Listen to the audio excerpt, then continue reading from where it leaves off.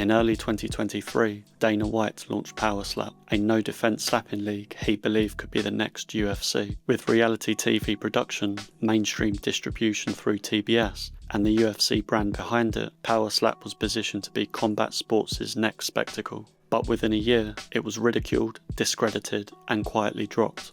The result of public outrage, regulatory backlash, low ratings, and a series of self-inflicted mishaps. Power Slap launched with bold ambitions.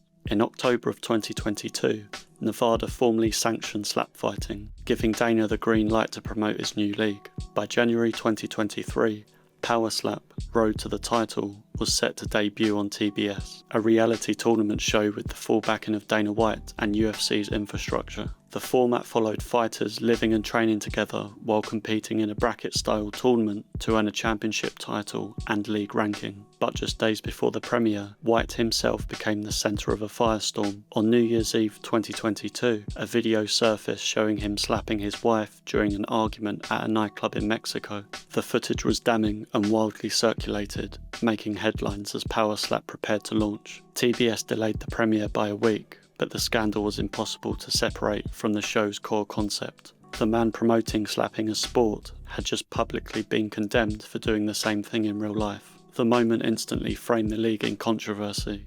Critics called it tone-deaf, grotesque, and exploitative, and Dana's personal actions poisoned the project before it even aired.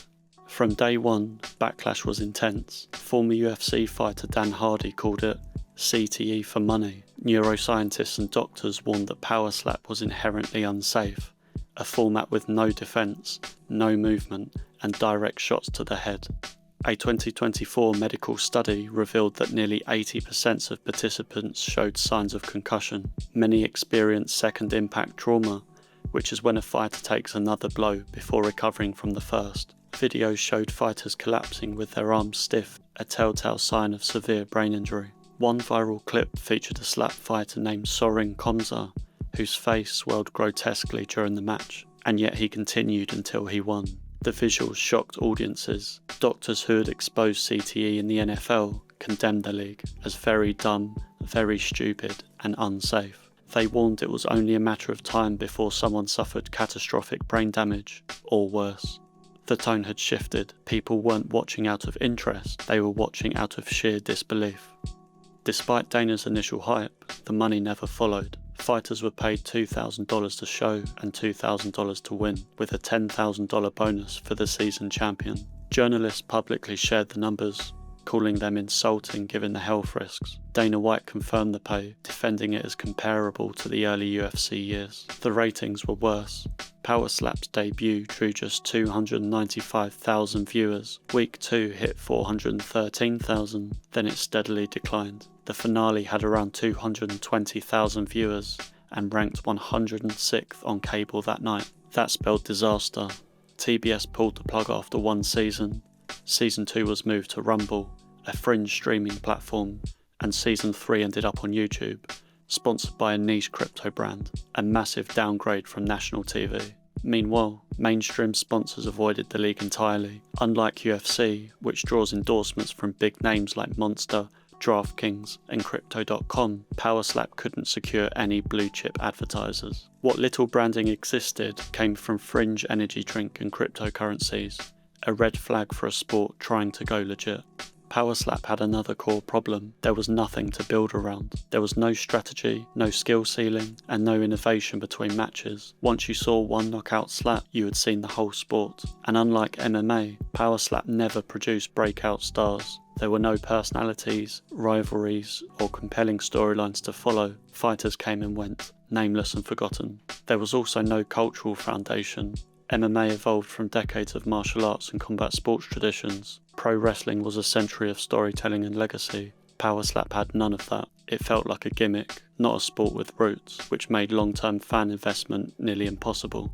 As the medical criticism grew louder, regulators began backing away. Nevada was the only major state that sanctioned the events. The chairman of the Nevada Athletic Commission, the same man who approved the sport, later admitted, "I made a mistake. I am not happy about it." In early 2023, two members of Congress, Bill Pascal Jr. and Don Bacon, sent a formal letter to TBS and the UFC's parent company condemning Power Slap. As co-chairs of the Congressional Brain Injury Task Force, they criticised the show for glorifying head trauma and underpaying participants. The message was clear: this wasn't just controversial, it was now a political issue.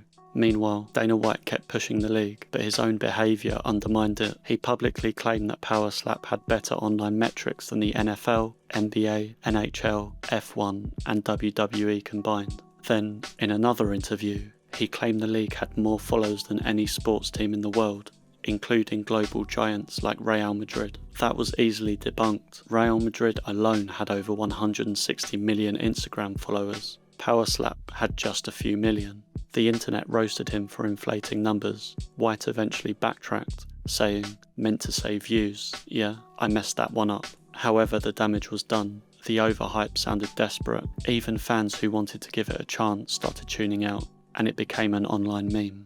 Power Slap failed because it broke every rule of sustainable sport. It offered violence with no strategy, no stars, and no cultural foundation. It was crushed by public backlash, political scrutiny, and poor business fundamentals. And at the centre of it all was a scandal-plagued promoter trying to force a gimmick into legitimacy. What was supposed to be Dana White's next big idea turned out to be a failure. Power Slap didn't just lose the fight, it never stood a chance. Let us know in the comments below why you thought Power Slap was a failure.